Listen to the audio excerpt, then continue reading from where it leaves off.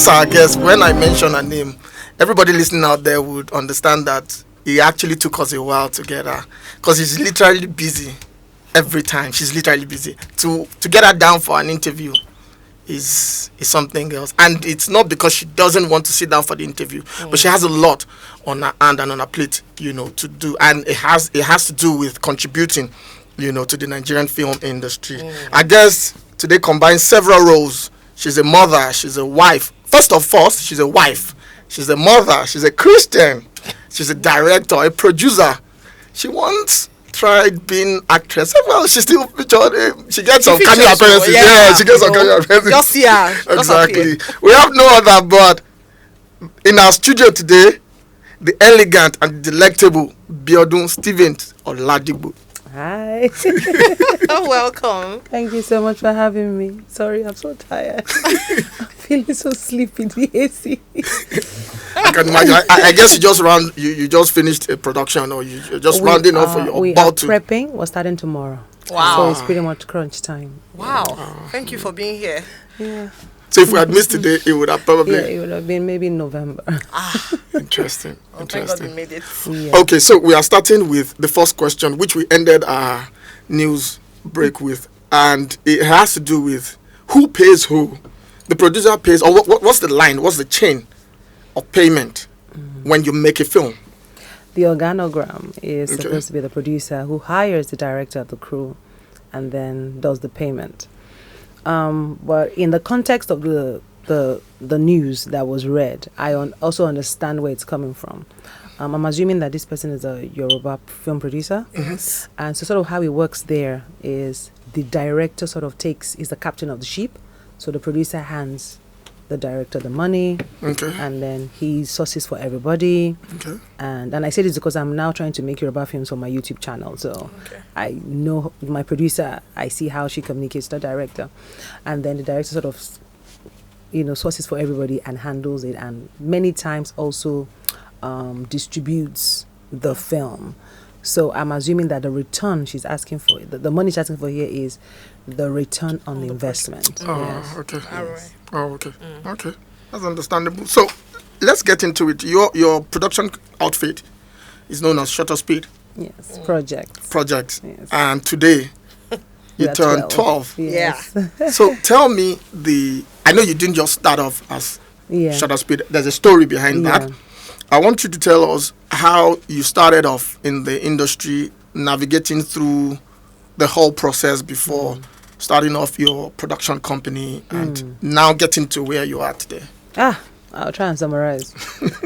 Straight off university, I got an opportunity to work on radio. So I was on radio, news broadcasting, OAP for about 2 years. Then radio was not as lucrative as it is now. So it was pretty much slotting the music, read the news, gossip, talk. I felt that I was not doing anything. And then so I left radio and went to work in advertising as a copywriter. I was there for almost 4 years. And then I got bored. I went back to radio and then started off at Rainbow FM. And then I was doing the morning show, and then I had my own personal show called Whispers, which we did for about 4 years. So in between doing that show, I took a break to then go to film school. Okay. And then when I came back, I still had my radio show, and then I produced The Visit. And when I came back, I'd met Chris Jabo of Koga Studios, who's sadly late now. God bless his soul. We met, and I told him about this 4-man, 1 location story. It had never been done in Nollywood, and he thought, let's gamble. Let's do this. And we're very grateful that, it went on to become a classic. And then during that time, when you study abroad, they are teaching you what works in a working situation. When you come back to Nigeria, it's very different. So I realized there were a lot of mistakes I made when we did The Visit. Okay. And I had, before The Visit, before even film school, I had featured a little bit in a show called Spiders. Oh, okay. And there, Merunjoku of Rock played my daughter. So when I came back, I sort of reached out to her. Then she had then kicked off Iroko, and she was on the verge of starting Rock. And I said, look, I'm in town. I've just come back from film school. How can I be of service? I want to learn about the Nollywood industry. You've been an actor. You know how it works. And then I went to work for Rock for about a year. Sort of built network, learned on the job, learned some of the mistakes I made. I realized that they do buy me when I was doing the music and all of that. And eventually I left, went to do some work with 7 Series, Dapo Ujo. Okay. And I wrote a series for them called 30 Minutes. And then they asked me to come and line produce. And so I line produced. I also sort of learned set design, production design, working with them. So everywhere I learned, everywhere I worked, I sort of just saw it as like a learning ground, sort of soaking in as much information and knowledge as I could. And then in 2016, I eventually then launched my film. I'd registered my company way before then. And we had made about 2 films with Koga Studio, which was The Visit and MFC. MFC didn't get a come out because Chris died. And then I'd worked with Iroko, and we'd made some series, we had made some films together, had written some stuff for them, and eventually in 2016 October I now did Picture Perfect. One of the things I learned as I was working and understanding the industry was that the industry as at then was very reliant, and I think we're still in that place, we're very reliant on the cast. And back then, the cast were powerful. Now, they are powerfuler. And I wanted to build a structure where the audience trusted. It was very important that the audience trust me, and not any. Because you see, when you become reliant on the cast, then you can't open the door for new people to come in. You keep using the same people because this is what everybody loves. So the strategy for me was, let me build a brand that people trust for storytelling, for quality, and then anybody I use, it wouldn't matter. And pretty much that was how. So off the bat, we were already taking chances when we did The Visit with Bere Makwizu. We're taking chances when we did MFC with Bisola. We're taking chances when we did Picture Perfect with Ninolowo. It was always about me taking a gamble. And that actually brought Ninolowo back somehow. Exactly. I mean, he was pretty much new. He was just known for the guy with the American accent. So from that was what made people think that, he could do more. And I think he started featuring in more Yoruba films after that. And what we did with. So again, I then realized as I was going that I really like to tell intimate stories, not too many people. But of course, you can only keep that for so long as you're going. But in those my early years, it was then. I always wanted the story to rest, the responsibility of the storytelling, to rest heavily on the actor, which was why it was always very intimate. Some people sort of misconstrued that for low budget, Koyemi, but rather than seeing it as art, which I thought I was making art, using only very limited cast to tell a story that would grip the audience for 90 minutes. And that's what I wanted to do. I also it also allowed me, so all of those, my working in radio, in this, doing my shows, allowed me to understand the kind of story I wanted to tell, which was human angle related stories. I wanted to tell stories that was relatable, everyday life experiences, stories that we looked away from. Because my show, Whispers, that was what it was about. It was about laughing at very, very salient issues that happened to us. The show Whispers always celebrated the victor and not the victims. And I wanted my films to sort of highlight societal issues, spotlight those kind of things. So there was a strategy when I was going to start making films, and that's where we are. Okay, so why Shutter Speed? Why Shutter Speed? Why Shutter Speed? I know that, investigation has shown that there are I did a diploma in photography. I still don't know how to take pictures. And I failed woefully in this shutter speed business. I just could not get the right shutter speed for the right exposure. And I thought, this thing that is challenging me, that is going to be the name of my company. And pretty much that was how it started. That was how, we registered it. Yeah. That's interesting. No, where are we going now? We just add more to it. So, in say in that 12 years, Yeah. you've done so much for yourself that people who have been in the industry long before you would envy your progress. Yeah. You know, maybe not negatively, but Yeah. positively, like, oh wow, she's done this much. However, you said something quite important now. You said it was intentional for you to make movies that tells human angle stories. Yeah. Were these, aside from, you know, radio and blah blah blah, was it part of your experiences, you know, growing up? Because I'm going to ask you about Sister. Yeah. Again, as a writer, you must write from what you know. And so from the very first time I create a story, so take example Picture Perfect, situating it in Agege, all of that. My mother used to have a shop in Agege Market. And those Agberos were my friends. We used to fight, we used to argue. When the container comes and we want to offload, we are shouting, we're arguing.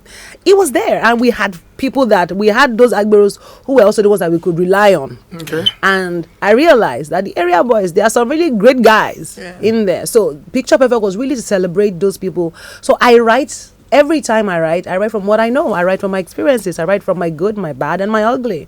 And I think that is what gives it the authenticity. You know, for some reason, I realize that no experience is unique to one person.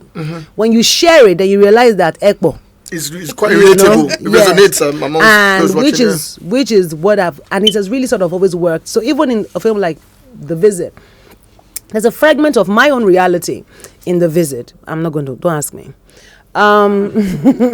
So every time, for every film I make, there's always a little bit I can embellish, right? A film like Ehis Bitters was also about single parents. But in this case, it was about a single mom who didn't like her child. You know, and it was not from one person's story, it was from several people's story, and then just sort of built into one character.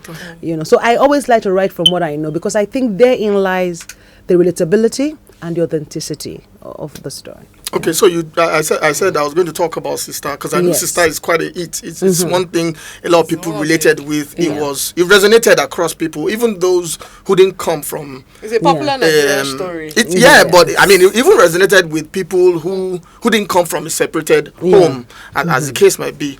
And I read a couple of articles about you saying that's actually your story. You know my story. I don't know how this book get all this stuff wrong. So, like I said a few minutes ago, I always take one character and imbibe. So, Sister, my cleaner, is a single mom. Okay. So, my cleaner, the job that Sister has, that's my cleaner. Okay. I leave my cleaner in my house. I trust her. And she'll say, Auntie, infantry. That's my mom was also a single mom. The only part of that story that is my story was the children when I met my dad. Yeah, and my mother and I had a little argument. I left the house, I went to my dad's house. Of course, they shipped me back the very next day. And my mother cried and said, "Oh, now you have somewhere to go. So because you have seen your dad now, you pack your load." Small argument. And so that is only that part. Okay. So what I want to do with Sister was sort of look at the story holistically. While we bash the men, while we did this, there are other things. Folarin was 21. He didn't think he was going to be a dad at 21. 2 children. So that was not his picture of his life. So I just wanted to write a story that sort of looked at everybody's point of view. And also to sort of, for the wife in the house, to understand that the woman outside is not your headache. You know, you can be better. You don't have to encourage your husband not to take care of the home. Let your husband do the right thing, which was why. And I think that a woman that can get to that point is a secure woman. Sure. You know, which is why we put it in the line. So it's just a little bit of me, but it's a celebration of every single. A lot of women are struggling out there who are single moms. I have friends who are single moms. You know, my mom was, my cleaner is, so many. And it was just a celebration of all of those women. The only part of it that is my story is their side. Yeah. Okay, so I want to take you back a bit. That you're making Yoruba films now. You want to go into Yoruba films now for your YouTube channel. Yeah, oh no, come on, what down? Oh no, no, that's fine. We are perfectly happy with it. Of course. And there's this trend now that I have noticed, I'm sure Baron would agree with me, that you see actors who are not necessarily indigenous actors. I don't want to say Yoruba actors now. Being cast in roles that's where they need to speak the indigenous language that is not native to them. And they're struggling. And we can see the struggle. We can tell the struggle. Now, for some, it's good for the story that, okay, this person maybe just came in from the UK or something, and, you know, but for some, we want people who can actually speak the language, and we don't see that. What's your take on that as a filmmaker? Our creative rationale is always very different. When you're making a film, sometimes you're making it because this particular actor can perform, but unfortunately is lacking in language. So it's almost like, let's flip this switch now. Yoruba actors, excellent actors. Yeah. Because you see, there's something when you are acting and you are acting as you are thinking. Many times, if you were born in certain areas where you grew up speaking Yoruba, automatically when you are thinking in Yoruba language. True. Right? For some of us who is English, we used to speak in our house, we only think in English. And then we have to first think in English and convert to Yoruba, which is what happens. Many times, the really excellent actors, those Yoruba actors, they are really great. But grammar, with all humility, it's a struggle sometimes. And you can tell that when we are acting and they are acting, and you say, but you always sound so nice when you're adding English in the Yoruba. No, it's that English that is sweet. When it now comes to Kweka, really speak it. And it's exactly the same thing. When somebody like Deyemi, is Yoruba, we just in Yoruba when we're upset. Oh yeah, now come and speak it on camera. He's stammering. But does it take away the fact that Deyemi is such an amazing actor?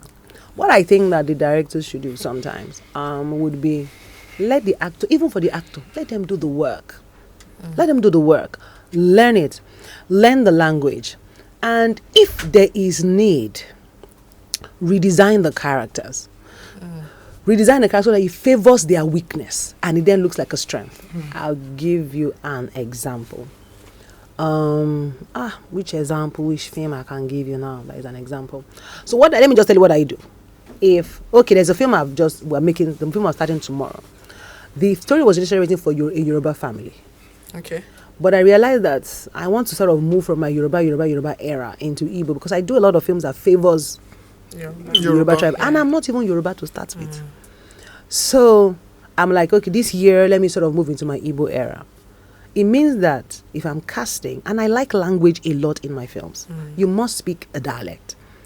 I then redesign the character and say, you know what, let's change this family around. Let's make them Igbo. It means that we're going to recast. So that the language is... I know the film now. We did a film with Christian, with Blossom and Jessica Inze.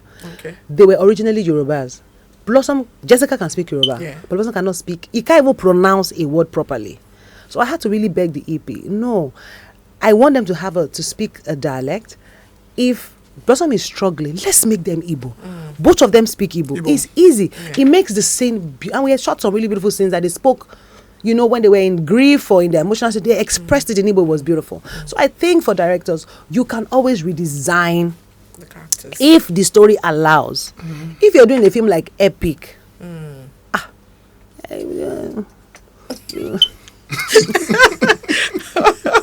but I watched that. Let's just do the work. Let's just the actors, If they call you to come and it's difficult though to speak Oyo is hard. Yeah, it is hard because you see, when we are joking about let's say is because we are joking. When it now comes to speak it on camera, everything you are saying that time you have disappeared. So I watched an interview where you were saying, or I listened to it, you were saying that every word that is spoken in your film is scripted. That it might not be scripted necessarily in the language it is spoken in, but it has to be on paper. It has to have been planned ahead of time. Is it still the same up till now? Yeah, I mean, it depends on... so for a film like Picture Perfect, everything Nolo said was scripted. I wrote every single phrase. The only thing Nino said was, Jobestina. Every single phrase was written. Be happy, philandra, it was written. And I try to do that. So things like sister, inventory, was reading some of the things that she did balabala, because I mean I'm always on social media, and I'm not browsing social media for the fun. I am learning and I'm imbibing all of these things, that when I'm writing, when I use these lines, you will remember that script come by a tower here, and that's what I sort of try to do. So many times, but I also allow the actors to ad-lib, to embellish, because sometimes you think that everything's something amazing, and an actor's interpretation can come and just sort of shoot it off the roof. So there must be that allowance for the actor to sort of bring his own understanding of the moment. So but we always script as much as we can. And then also one other thing is, if it's comedy, because I understand comedy to an extent, if you make a joke even off cam, I catch it and I say, losing, like that. Because for instance, Sokporo that Bimbo said in Bread Life, she was one that said it. It was not in the script. Talking. Yes, it was. She was one that added the Sokporo, and the Sokporo is so whatever. But her name today was the name of my secondary school mate when I was in JS2, and that was their full name. Today and I never forgot it. So it was time. I was like, we're gonna use it, and that's how. So you cannot tell me anything. I'm archiving every time, for a film. Yeah. Okay, so I noticed that at some point, quite a number of people felt because you mentioned earlier on that you tried to make the film not about the cast alone, but about the story. Yeah. However, quite a number of people have discussed it. I've been in forums where people say, Biodun Stephen, if it's not Bimbo, it will be Jobestina. If it's not Job, so they have a list of individuals they felt, you would always favor in your film. And I said at some point that maybe while you were with The Rock, maybe you were not in charge of casting. You just write the stories and you just do the directing. Can you share with us what actually... I'm being in charge of casting, but I'm a lover of talent. And people like Bimba Demoye, Bisola Yola, Bolaji, Jessica, these are people that have featured many times. They are onions, and I enjoy to peel. What else can you do? What nobody can accuse me of is saying that they've come back to do the same thing. It's not possible. It's always something different. Bisola is always speaking Igbo off camera. This is Igbo. In fact, Auntie Aggie's character was in as Mrs. Phillips. That was the character. It was a proper au pair, a proper British housekeeper. I was like, go sweet. Come and do Auntie Aggie. Because she speaks Igbo. It's the same way Jessica makes fun of her mom all the time and speaks the way her mother speaks. And said, when I write Mommy, what Mom was written for me. I wrote it as a film let me try and act one film for myself. And then I just thought about it, like, I'm not going to do this. Jessica, exactly how you always mimic your mom. Come and do it as Mommy. That is Jessica's late mom. That's exactly how her mom talks. Shout hallelujah. Exactly. So...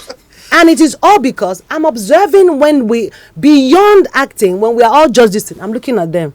Okay, you can do this. I will write something for you. And that's how I am. So they are onions for me, and I just enjoy peeling them. If you're an onion, we will peel you.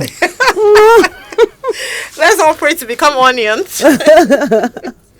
Okay, so still on that. Yeah. I remember when A Simple Lie came out. Yeah. I was in Uyo for the first time in my life, and I really didn't want to go out because I was afraid of anything that could happen.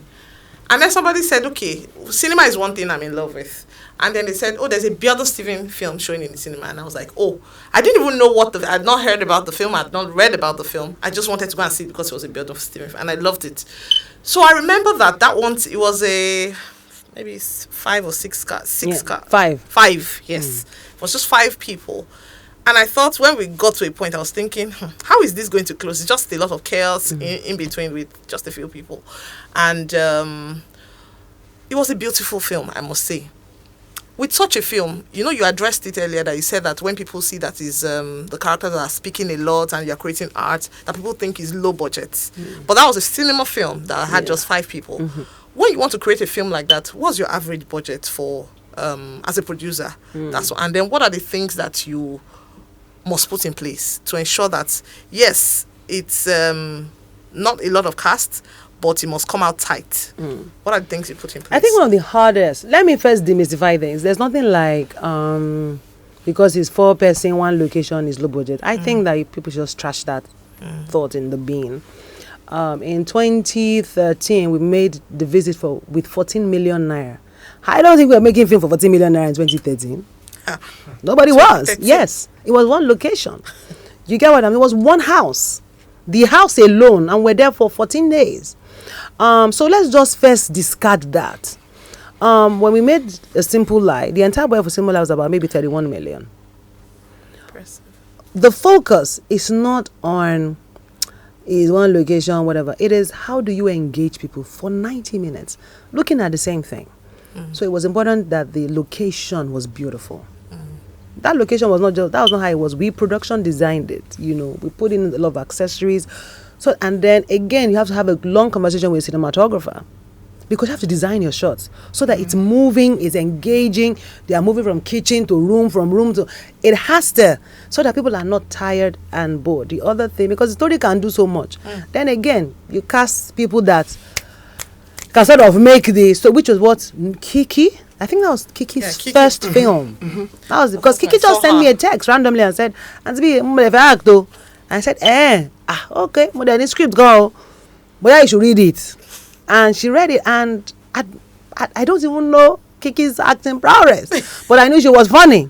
And she came and she just murdered, and she brought the right vibe, because every other person, Bolaji is an actor's powerhouse. I can act. I mean, she gets lost in the acting, So it was just important that as a director writing kind of story, you're thinking the cast is very, very key. The fluidity of the camera is very key. What are we saying? The visual representation, the clothes they are wearing. So because people watch films, I've come to learn. People go to cinema for different things. Some people don't go for story or for fashion. Yes. And they are making notes. Yes. They are saying screen grab. That's what people are doing. Some people are there because too many fine boy just to sit down for 90 minutes and be drooling and imagining. I've come to learn that people go to see film for various reasons. You need to cater for all those people, so that you have give everybody something to watch. Give them one fine boy, give them one fine girl that have big breasts, give them story, give them picture, so that before the 90 minutes you will have seen one or two things. Oh wow! And so that I think that to be serious, it's very important that when you make stories, that you really need to really design. It's not just about the story; you need to really design the entire film, the musicality of it, everything. Everything at that point is important, because it's just, you don't have the luxury of other locations, other people sort of add any, vibe to it. So I know that with success comes more challenges. Even before the success, there are challenges. For 12 years, you've done, top of my head, more than 15 films. More than. I'm just saying, top of my head. You should let her confirm that. It's around 100 films. So there would have been challenges, filming. Yeah. I know that the Lagos State government is trying, to support the creatives and create an enabling environment for creatives to thrive, especially because quite a number of creatives complain about the challenges filming outside. So please share with us and how you. We have been sharing with the government. We have been speaking. We will speak again. Area boy, you want to kill us? Look, the film business when I started in 2016 is very different now. This landscape is very different. Everybody sees you as an ATM. Even for you to sit down, there is hot under the sun. But I just imagine you could see me by ma. I am a son. Those statements infuriate me, because if they feel as once you see filmmakers, shekere, money is coming. It doesn't work like that. The area boys, they are getting empowered. They are more brazen. They are more bold. They challenge you. They don't even mind injuring. And we've seen that in the news. I don't even go to. There is nothing that has happened to filmmakers that has not made it to social media. People being stabbed, people's generator, people's stuff being smashed. We need to film on the streets. If not, we'll be stuck indoor. We all ran from the streets and then realized that you're shooting films that is house to house, compound, inside house, running away from. But how do you capture everyday life if you're not on the road?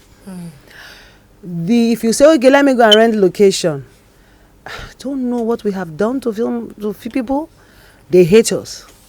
The hatred is quite, I don't know.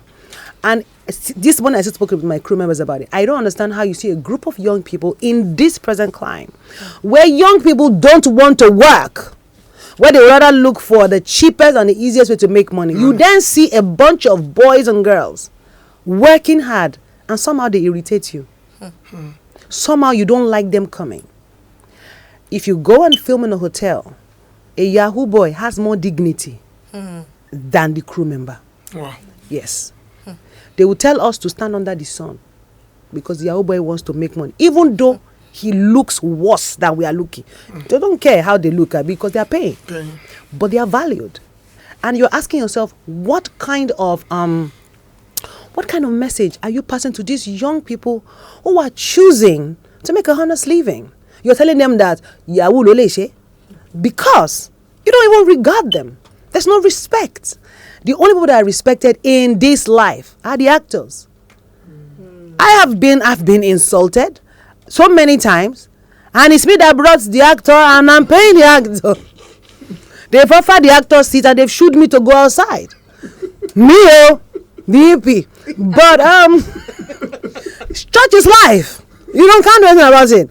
I just feel that it's not just a government situation. It's that where we are now, the kind of children we are raising now, it's important that every human being, you must, and you see anybody that is working or legit work, salute them, because many children are choosing not to do anything.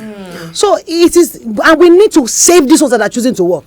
True. Let's save them by according them small regard. At the estate, I know that we are a lot. We are a lot. We are too much to handle. When a filmmaker comes to anywhere with crew, we are like a disease. We take over. We don't know how to control ourselves. We have that problem. And I understand we're working on it internally. Because if I say I'm coming to your house not to come and shoot, I will not tell you we are 100 that we are coming. But like, what are you all doing here? But everybody has a job.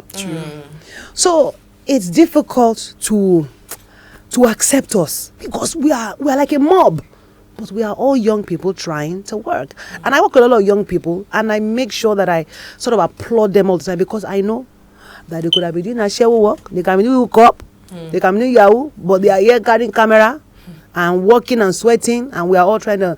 So I just feel that we as human beings, we sort of have to create an enabling environment, to just encourage these young people of this present day. Because I want you to shisha. I'm sorry if you don't understand Yoruba, you have to. Okay, so I know that there are permits. Oh, yes. So when you get this, so my question is, when you get this permit from government agencies, to film outside scenes and all that, don't you have some form of cover, security-wise and all that? No. Permit is that you have permission to film on the express or anywhere you are chosen that is Lagos State's property. Okay. You should provide your security. The government does not give you security. It's permit. Okay. If any government official accosts you, you show them, I have a permit to be here to film in anything that is a government property. You, as a producer, need to hire a security. Now, there are two levels of security. There is uniform security. It depends on where you are going. If you're shooting in Lagos Island, there is uniform. Then there is the security of Lagos Island. So you also need to settle them. And then, God help you, when you are filming like Kurita Meta, that means there are 3 securities.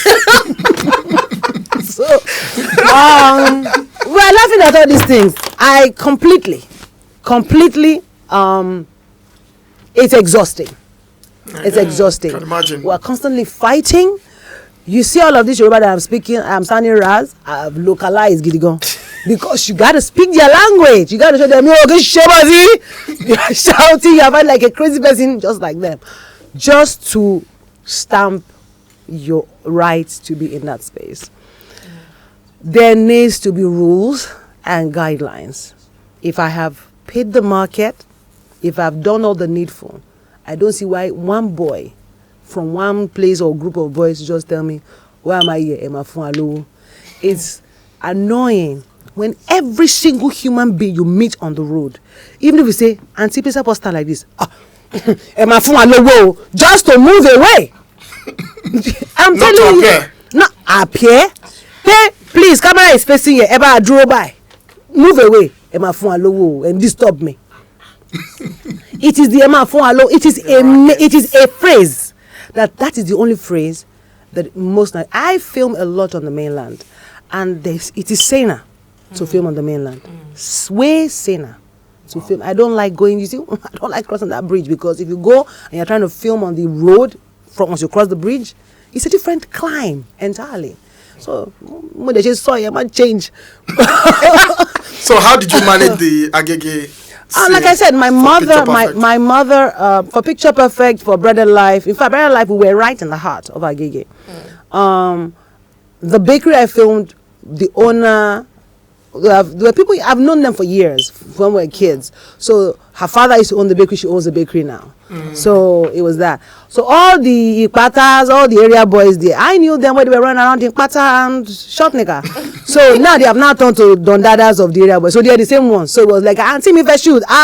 So that was, wow. So we sort of knew each other.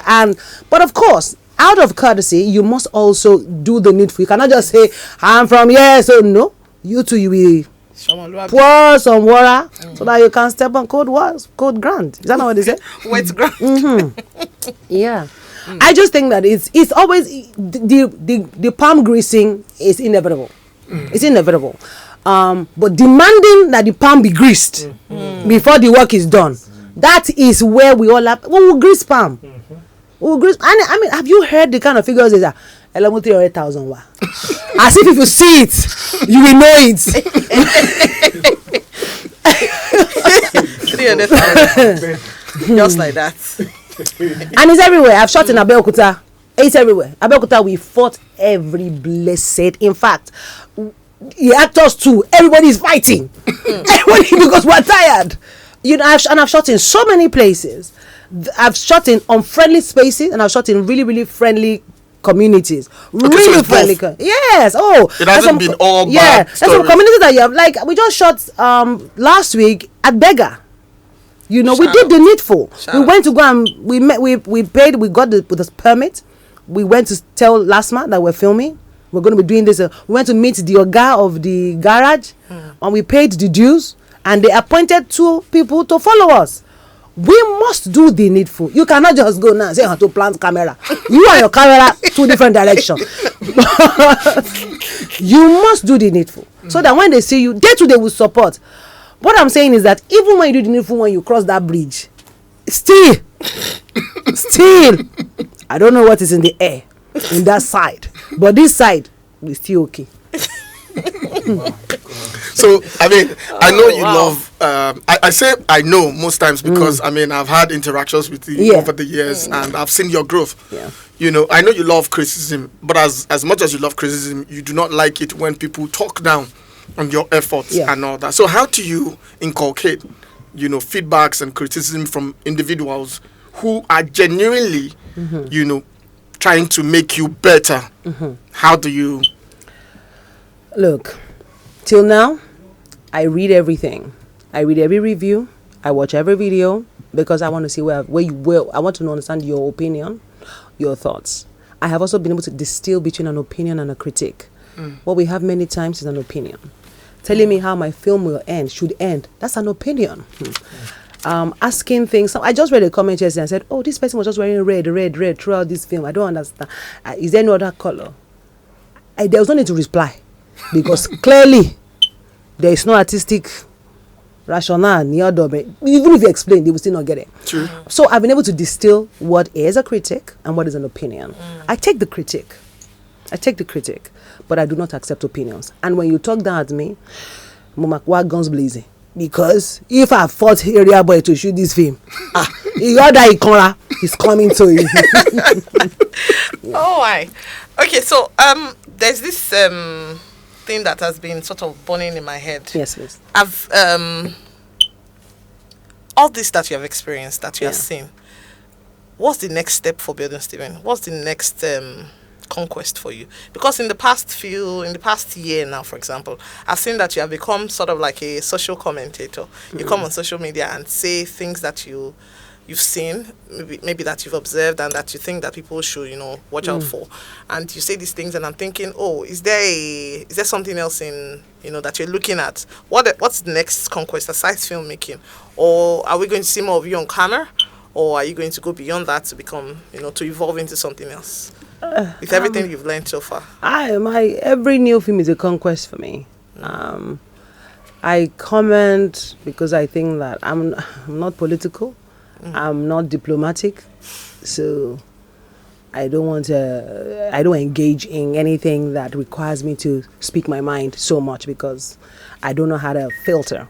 But I just share what I think that is important, that we all have a social responsibility to each other, to ourselves, to share what you think somebody needs and a piece of information.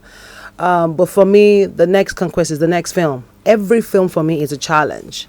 I want to see how this film challenges me. And I want to see how every film I've made, I don't make it like, yes, we just did a film and we understand it. No. Every film this is the film that will blow me. That is how I treat it. Whether it's a small budget, whether it's a big budget, I see it. That every time I make a film, this one will change my life. This one, and I've had those life-changing moments 4 times because that's how Picture Perfect changed my life. Prayer Life changed my life. Yeah. Sisters changed my life. Yeah. Picture was the visit the first. So every time I keep having, because I treat every film like this is the one. I've never looked at myself as I've accomplished. Because one of the things I tell myself, and I hope that people that are listening can get this, is making the first hit is very easy. Staying relevant, that's hard work. Because it is so easy that the people who applauded you yesterday, now that is their social media, they will finish your life. Thank you very much. It's been an interesting 45 or 47 minutes with Bioduns TV's Oladipo in the building. Thank you very much for coming. Thank you. We're happy. We know the listeners are happy listening to you. I mean, they can now put a voice to those things they see in cinemas and on TV. A voice and an opinion. Of that. Thank you very much for having me. Thank you so much for having me. And on that note, we'll be wrapping the curtains of today's edition of Nollywood on Radio. I still remain Benga Bada, and with me, as always, Tommy Falade. Thank you.